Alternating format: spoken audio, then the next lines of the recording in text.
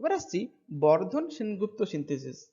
যদি আমরা আইএল ফিনারের বই দেখি, ফিনারের ভলিউম 2 তে আমরা দেখব যে বাঙালিদের মানে ইন্ডিয়ানদের নামে নেম রিয়াকশন এই একটাই আছে, বর্ধন সেনগুপ্ত। অর্থাৎ কি এই যোগেন্দ্র চন্দ্র বর্ধন এবং সুরেশ চন্দ্র সেনগুপ্ত। এনারা হচ্ছে কোথায় কাজ করতেন? একজন ক্যালকাটা ইউনিভার্সিটি আর একজন প্রেসিডেন্সি কলেজ। সেই 1932 খ্রিস্টাব্দে কিন্তু ওনারা আবিষ্কার করেছিলেন এই কিভাবে আমরা একটা ফিনান্থ্রিন সিনথেসিস করতে পারি। কি শুরু করেছিলেন ওনারা? না সিম্পল সাইক্লোহেক্সানন, সেখান থেকে অর্থ পজিশনে কি ঢুকানো হয়েছে? না COOT, একটা ইলেকট্রন উইথড্রয়িং গ্রুপ ঢুকিয়ে দেওয়া হয়েছে প্রথমে। তারপর যদি পটাশিয়াম, পাউডার্ড পটাশিয়াম দেওয়া হয়, তাতে কি হবে? না এই যেটা মোর অ্যাসিডিক কার্বন, সেখানে একটা কি হবে? মাইনাস চার্জ তৈরি হবে। মাইনাস চার্জ তৈরি হওয়ার পর তাকে কি করেছে? না সিম্পল 2 ফিনাইল ইথাইল ব্রোমাইড এর সঙ্গে নিউক্লিওফিলিক অ্যাটাক করিয়েছে। তাহলে কি হবে? এই মাইনাসটা এখানে এসে এই কার্বনে এটা মারবে, করার পর ব্রোমিনটা বেরিয়ে যাবে সিম্পল। তাহলে এই নিউক্লিওফিলিক অ্যাডিশন করা হয়েছে, তাতে কি হয়েছে? না এই কম্পাউন্ড 2 তৈরি হয়েছে। এরপর কি করা হয়েছে? না পটাশিয়াম হাইড্রোক্সাইড দিয়ে হাইড্রোক্সিলেশন, অর্থাৎ কি এই যে এস্টার গ্রুপটা আছে এটাকে হাইড্রোলিসিস করা হয়েছে। তারপর অ্যাসিড দিয়ে হিট করা হয়েছে। হিট করলে কি হবে? না এই যে প্রথমে COOH হয়ে যাবে, এবং এটা কি যদি আলফা আর এটা হচ্ছে বিটা, এটা কি বিটা কিটো এস্টার। আমরা জানি কি বিটা কিটো অ্যাসিডকে যদি হিট করা হয় তাহলে খুব সহজে কি হবে? না ডিকার্বক্সিলেশন হয়ে যাবে। তাহলে ডিকার্বক্সিলেশন করে কি করেছে? না কম্পাউন্ড 3 তৈরি হয়ে গেছে। তাই তো আমরা এই পাথওয়েটা কিন্তু আমরা টোটাল সিনথেসিসের ক্ষেত্রে কিন্তু এগুলোকে ব্যবহার করি খুব। টোটাল সিনথেসিস কিংবা ওই যে ফ্র্যাগমেন্ট অ্যানালাইসিস, এগুলো করতে কিন্তু আমরা এই পাথগুলো ফলো করি। এরপর কি করা হয়েছে? না এরপর এর সঙ্গে সোডিয়াম দেওয়া হয়েছে। সোডিয়াম দিতে কি হয়েছে?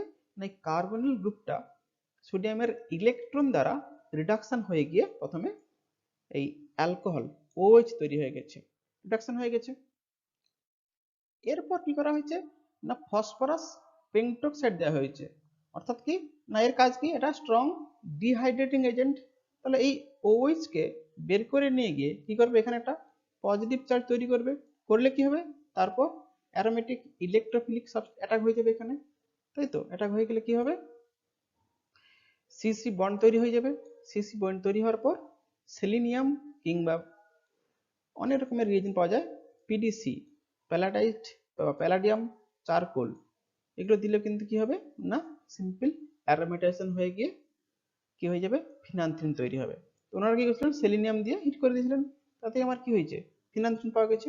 তাহলে এইভাবে এটা বর্ধন সেনগুপ্ত সিনথেসিসে কিন্তু ফিনান্থ্রিন তৈরি করা হয়।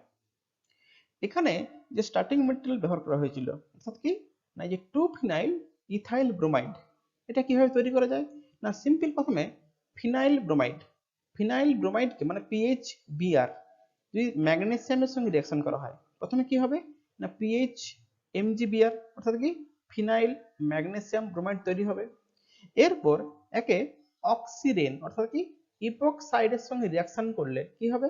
না ফিনাইল গ্রুপটা এখানে কার্ব অ্যাটাক করবে, আর ও বন্ডটা এখানে CO বন্ডটা ভেঙে যাবে, ব্রেক করে যাবে। করে কি হবে?